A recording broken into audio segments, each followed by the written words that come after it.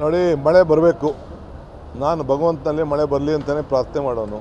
ಹೆಚ್ಚಿಗೆ ಮಳೆ ಬಂದಷ್ಟು ಸರ್ಕಾರಕ್ಕೆ ಎಷ್ಟು ಲಾಭ ಇದೆ ಅಂತ ನನಗೆ ಗೊತ್ತಿದೆ. ಅದು ನಾನೊಬ್ಬ ಪವರ್ ಮಿನಿಸ್ಟರ್ ಆಗಿದ್ದವನು. ಆ ಮಳೆ ಬಂದರೆ ನಿಮ್ಮ ಡ್ಯಾಮ್ ತುಂಬಿದ್ರೆ ರೈತರ ಸಮಸ್ಯೆ ಎಷ್ಟಾಗ್ತದೆ ಅಂತ.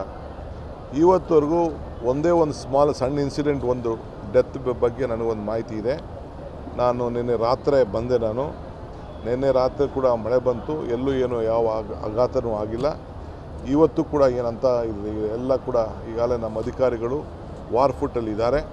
ಕೆಲವು ಜಾಗದಲ್ಲಿ ಮಳೆ ಬಂದಾಗ ಪರ್ಮನೆಂಟ್ ಆಗೋಂಥದ್ದು, ಕೆಲವು ಕೆಳಗಡೆ ಮನೆಗಳು ಕಟ್ಕೊಂಡ ಜಾಗಗಳಿದೆ.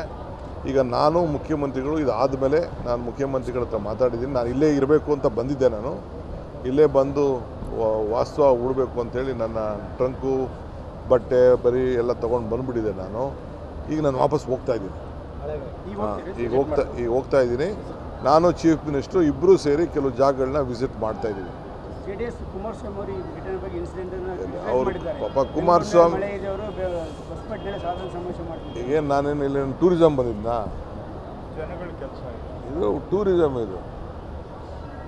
ಇದು ಟೂರಿಸಮ್ ಅಲ್ಲ. ಇಲ್ಲಿ ಬಂದಿರೋದು ಹಂಪೆಗೆ ಟೂರಿಸಮ್ ಬಂದಿಲ್ಲ. ಇಲ್ಲಿ ಜನರ ಬದುಕನ್ನು ನೋಡ್ತೀವಿ. ಪಾಪ ಅವ್ರು ವಿರೋಧ ಪಾರ್ಟಿಲಿದ್ದಾರೆ, ಅವ್ರು ಟೀಕೆ ಮಾಡಲಿಲ್ಲ ಅಂದರೆ ಅವ್ರಿಗೆ ಅಶೋಕ್ಗೆ ಇಬ್ರಿಗೂ ಅವ್ರಿಗೆ ಸಮಾಧಾನ ಆಗೋದಿಲ್ವಲ್ಲ.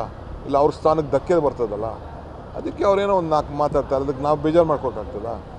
ಅವ್ರು ಮಾತಾಡಲಿ ಬಿಡಿ. ಅವ್ರಿಗೆ ಬೆಂಗಳೂರಿನಲ್ಲಿ ಮಳೆ ಬಂದು ಒಂದಿಷ್ಟು ಪ್ರದೇಶಗಳು ಜಲವೃತ ಆಗ್ತವೆ. ಅದಕ್ಕೆ ಶಾಶ್ವತ ಪರಿಹಾರನೇ ಇಲ್ವಾ ಸರ್? ಖಂಡಿತ. ನೋಡ್ರಿ, ಪ್ರಕೃತಿ ಯಾರ ಕೈಲೂ ಇಲ್ಲ. ಎಷ್ಟು ಪರ್ಸೆಂಟೇಜ್ ಬರ್ತದೆ 4 ದಿನದಿಂದನೇ ನಮಗೆ ಮಾಹಿತಿ ಇಲಾಖೆಯವರು ಕೊಟ್ಟಿದ್ದು. 4 ದಿನದಿಂದನೇ ನಾವು ಆಲ್ರೆಡಿ ಇದೆ. ಈಗಾಗಲೇ ಕೃಷ್ಣ ಬೈರೇಗೌಡರು ಕೂಡ ಹೋಗಿ ಸೆಂಟ್ರಲ್ ಗೌರ್ಮೆಂಟಲ್ಲಿ, ವರ್ಲ್ಡ್ ಬ್ಯಾಂಕಲ್ಲಿ ಮತ್ತು ಡಿಸಾಸ್ಟರ್ ಮ್ಯಾನೇಜ್ಮೆಂಟಲ್ಲಿ ಬಂದು ಸುಮಾರು 2,000 ಕೋಟಿ ರೂಪಾಯಿನ ಎಲ್ಲ ಬೆಂಗಳೂರಿನಲ್ಲಿರುವಂಥ ಎಲ್ಲ ಕಾಲುವೆಗಳನ್ನು, ಸ್ಟಾಮ್ ವಾಟರ್ ಡೇನ ಪರ್ಮನೆಂಟಾಗಿ ಮಾಡಲಿಕ್ಕೆ ಈಗಾಗಲೇ ನಾವು ಯೋಜನೆ ತಯಾರು ಮಾಡಿಕೊಂಡು ಈಗಾಗಲೇ ಕೆಲಸ ನಾವು ಮಾಡ್ತಾಯಿದ್ದೀವಿ. ನೋಡಪ್ಪ, ಯಾವ ಸಮಸ್ಯೆ ಇಲ್ಲ. ಎಲ್ಲ ಸಮಸ್ಯೆಗಳನ್ನ ಬಗೆಹರಿಸುವಂಥ ಜವಾಬ್ದಾರಿ ನಮ್ಮದು. ಜಿಲ್ಲಾ ಪಂಚಾಯತ್ ತಾಲೂಕು ಪಂಚಾಯತ್ ಯಾವ ಮಾಡ್ತಾರೆ ಸರ್? ಜಿಲ್ಲಾ ಪಂಚಾಯತ್ ತಾಲೂಕು ಪಂಚಾಯತ್ ಚುನಾವಣೆ ಯಾವ ಮಾಡ್ತಾರೆ ಸರ್? ನೇರವಾಗಿ ಬೆಂಗಳೂರಿಗೆ ಹೋಗ್ತಾ ಇದ್ದಾರೆ. ಹೌದು ಸರ್. ಅಂದ್ರೆ ಇವತ್ತೇ ವಿಸಿಟ್ ಮಾಡ್ತಾರೆ ಸರ್? ಹೋಗ್ತಾ ಇದ್ದಾರೆ.